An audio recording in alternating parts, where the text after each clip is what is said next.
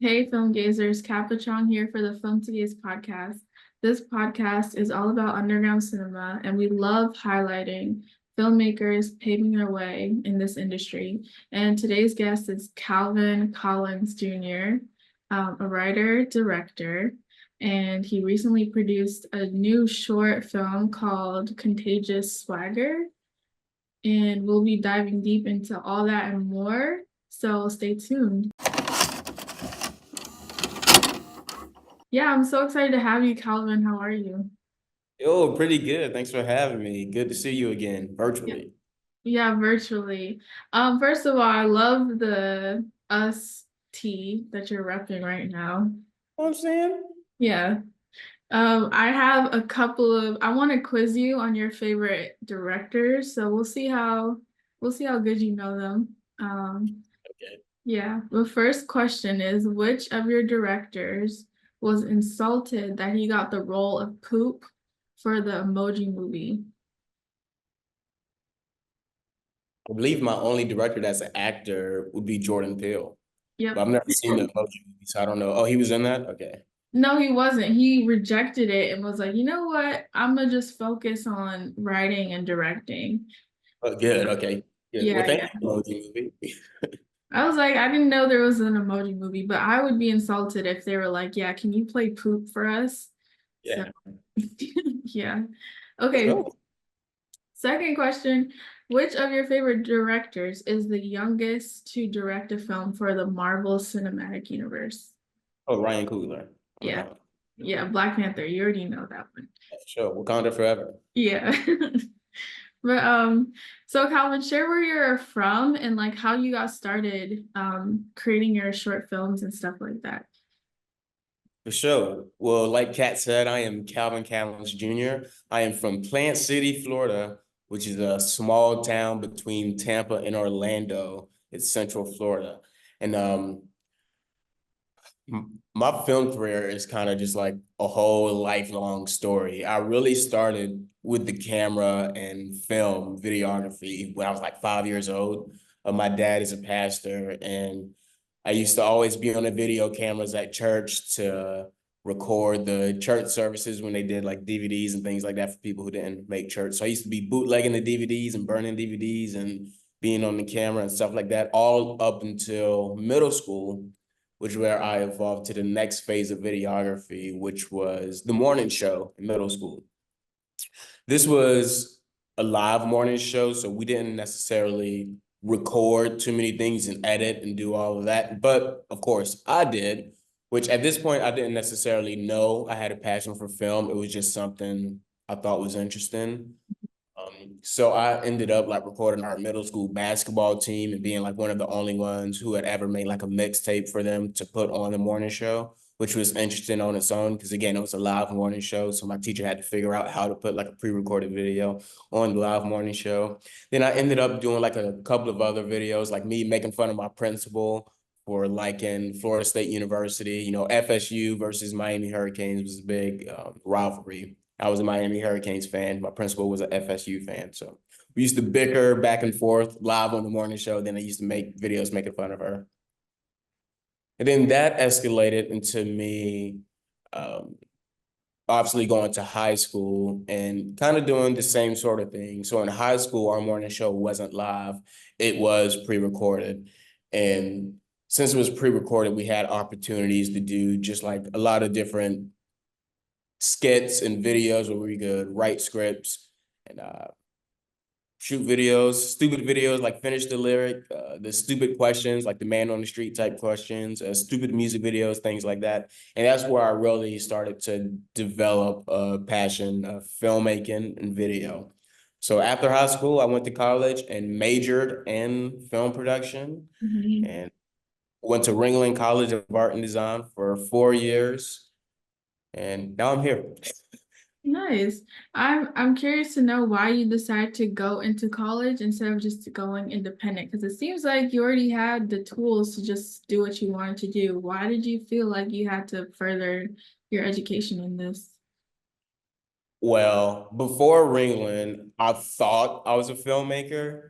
The Mhm. thing was, like I say in middle school, even in high school, I was the only person who did this video or film thing or took it as serious. I was even at the point where I was teaching my own teacher how to edit and how to do these different things. So I needed to be surrounded by other filmmakers. And in high school, I say filmmaker now, but in high school, I wasn't no filmmaker. I thought I was. It wasn't until college where I actually got to develop skills and really understand the filmmaking process. In high school, I was just making videos and I had the basic skill of filmmaking, but I was like writing scripts in my notes on my phone. I Mhm. didn't know anything about camera settings. I just pick up a camera and shoot. But then again, like all of that was more than what anyone in my classes was doing. So Right. So you already had the passion, but your college experience kind of shaped it and gave it structure. So instead of writing scripts in your notes, you were able to format it. And instead of like just going out and shoot, you're like, well, I want this particular look, so let me adjust the settings, that sort of thing. yeah, exactly. That's awesome. And so let's talk about Contagious Swagger then. How did you come up with that idea? I watched it, it was hilarious. I love the idea, and it just, I feel like anyone can connect with that story. So where did that come from? Yeah, so Contagious Swagger was my senior thesis film. It's about a Black man visiting his Asian girlfriend's household for the first time to meet her parents. Mhm. So as you know, not to spoil the film for anyone out there, but it's a brand of entertainment film and it has a brand that ties the film together. In film production at my school, we had a narrative track and a brand of entertainment track. I was on the brand of entertainment track. So for my senior thesis film, I wanted to do a brand that connected with the Black culture. My other films that I did brands like Uber Eats, Kit Kat, Callaway's Nursery, Post-it Notes. They were like generic brands. But for this brand, as the only Black kid in film production in my class, I wanted something to resonate with my culture. So that's why I chose that brand that you know of. The story in general, I was really, a big learning curve for me was diversity in college. As I mentioned, in Plant City, it's a very small town. You have very small town mentalities. And I wasn't too versed in the Asian culture. Like in Plant City, if you see an Asian, it's horrible to say this or to think this, but when you see an Asian, you automatically think they're Chinese. Like, oh, look at that Chinese person over there. And that's completely like incorrect. It's completely ignorant and it's completely racist. So when I moved into college, my suite mate was Asian, and just that huge learning curve from living with an Asian, getting to see their different traditions and their different living styles was super important and interesting to me. A lot of my friends now are Asian. My school was a super diverse school, so a lot of people from Asia came, and there was just different ethnicities and different portions of Asia that um, I learned from. So like my suite mate was Japanese. One of my closest friends is South Korean. I have friends from Singapore. I have friends from everywhere. And I remember having a conversation with one of my Korean friends, and he was talking about the influence of Michael Jordan in South Korea and Singapore and Asia in general. And me as a Black man, I thought it was super crazy that people across the pond, like on a whole other side of the world, look up to another Black man like Michael Jordan. So Right. that influenced me to really write this script like that. Me learning about the Asian culture, then me tying it back in with the Black culture. And then you've seen the film. So my huge influence, my huge love for Jordan Peele and Get Out also inspired the story. So there's Yeah, a lot of I things that saw I saw a couple of Easter eggs in there. That was really a nice touch too. So what was pre-production like? Was working on something like that your first time where you had to be kind of the leader? You know, I know with writers and directors, it's kind of hard to take off the writer hat and put on the director hat. Did you have that problem at all? No, when it came to writing and directing, it wasn't my first time because each year we had to write and direct a film. Oh, Of wow. course, this was my biggest since it was my thesis. We had like a 25-person crew. Each year, the crew got bigger. Very cool. But as a writer and director, it wasn't hard at all. The hardest part, pre-production wise, was I was the first thesis film, and I had less than a month to get the whole production together. Mm, Literally, at the first day of school, senior year, I had about, I think it was like 26, 27 days to just get everything wow. together. Of course, I had things pre-planned. Like I had the script already. It wasn't locked because our department had to like lock it, but we started our script during our junior year. But I had to like find actors. I had to confirm the crew. I had to do a bunch of just different things, find a location. That was the hardest part, was finding a location. Mhm. That house, I ended up landing on that house by just driving around Sarasota with my producer. Um, we was just knocking on doors, asking if we could film. Of course, we was professional. We had like brochures about the film and everything. Right. Yeah. We landed on we landed on this house, and I knew it was going to be a win because you would never guess the name of the owner of the house. Jordan Peele. No, I'm just kidding. I don't know. His name was Calvin. Uh, Oh, okay. so when he said his name was Calvin, I was like, okay, yeah, this is the house. We set a date to tour the house. My department head came. My department head actually hated the house, and he went on his own and found like a different 3-story house where we would only be able to shoot outside by the pool, and we would have to do it during the daytime. Like you seen the film. The film takes place at night. Right. So it wouldn't have worked. Yeah, it Yeah. wouldn't have worked. He pretty much just tried to jeopardize my film, which happened through a lot of times. He didn't like my actors at first. He didn't like my location. He didn't like my script. He tried to change a whole bunch of things. Keep in mind, this was like an old white guy who didn't understand the cultural references of the film.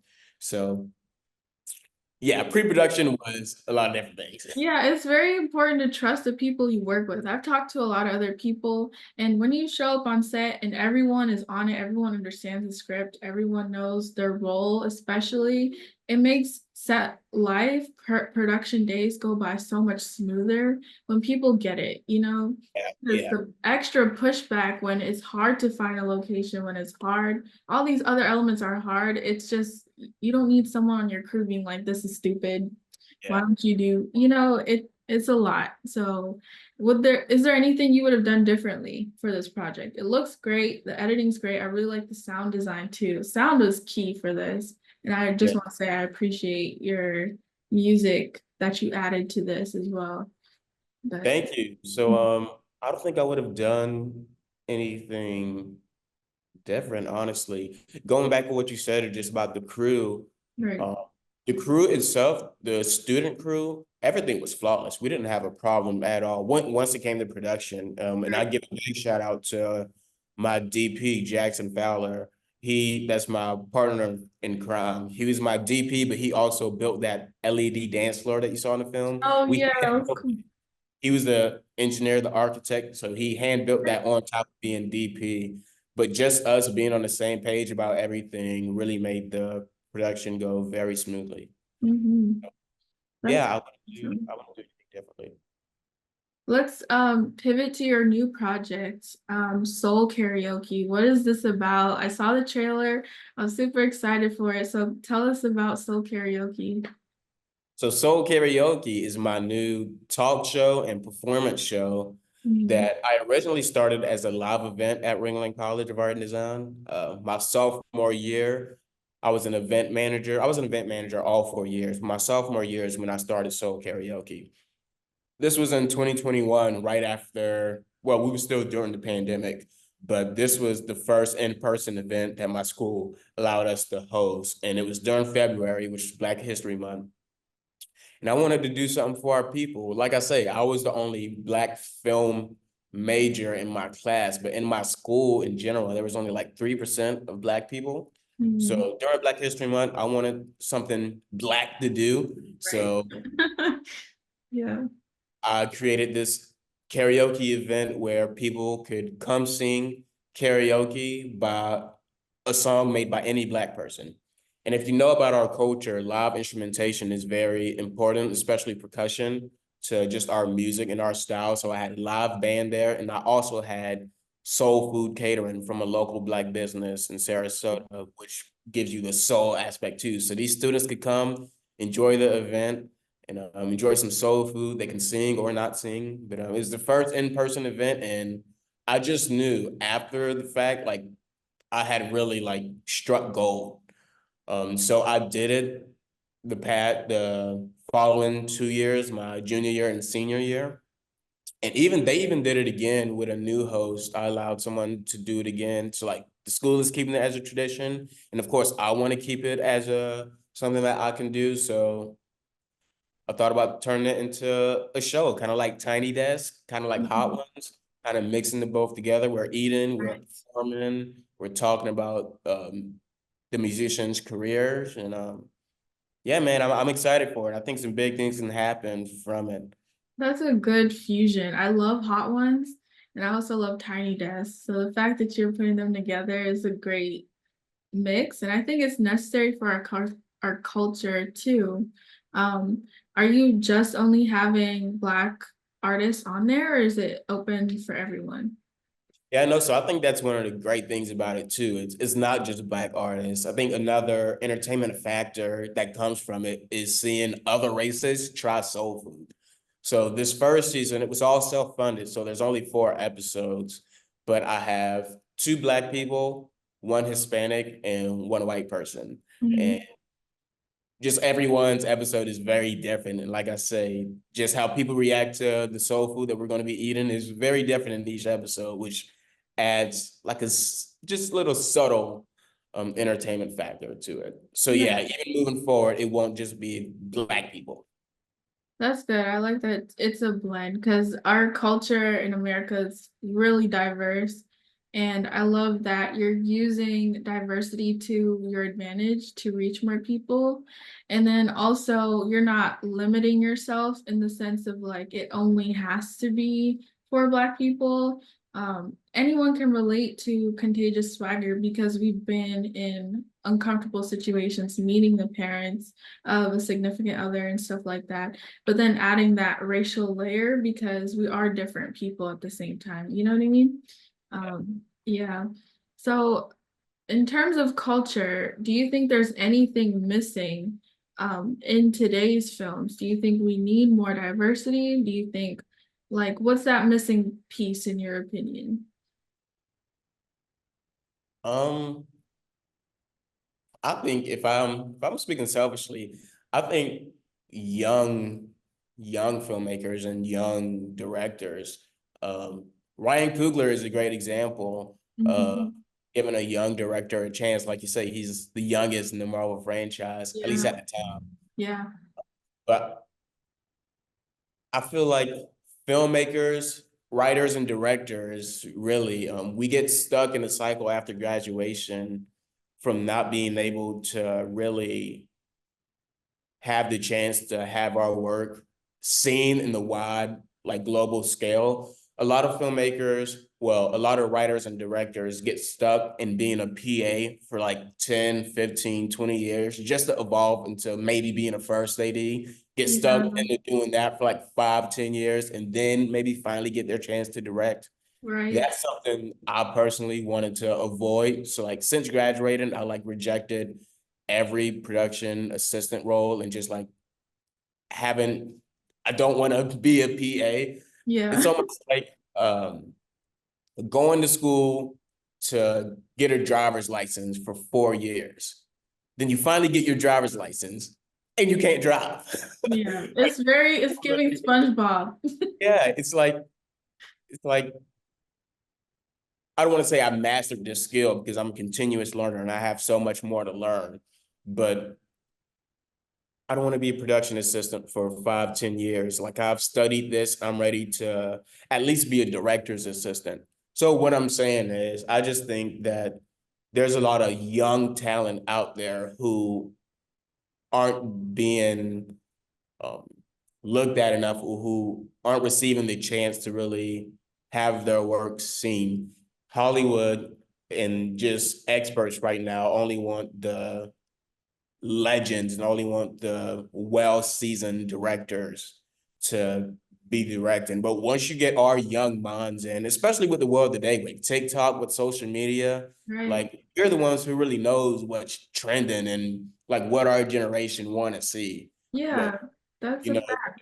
the young people aren't being put in power right now. And that I think that's just global too. Like even if you look at the presidents, not to get political, but who's running the country? It's older people. Like we need young, fresh minds. We need young, fresh talent for films and Mhm.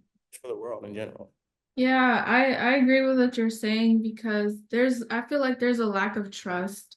And I feel like if you come to a film set with your type of portfolio, why not give someone like you a shot to assistant direct or to direct? You know what I mean?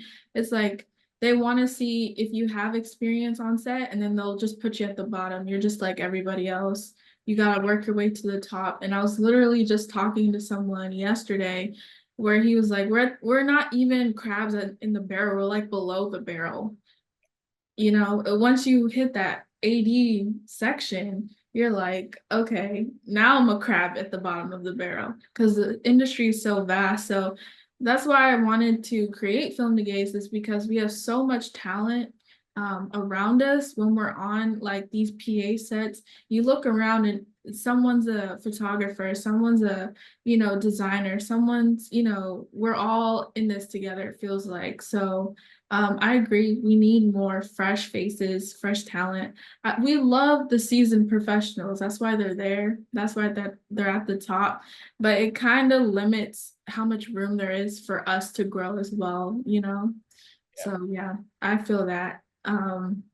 But speaking of PAs, are like I have a segment on the show called the PA Peasant Story Time, where we kind of just highlight a story of you working as a PA if you have, because I know you say you reject all of that, which I'm here for. But if you have a PA peasant story, would you like to share it, whether it's good, bad, if you learned something on that day, that sort of thing?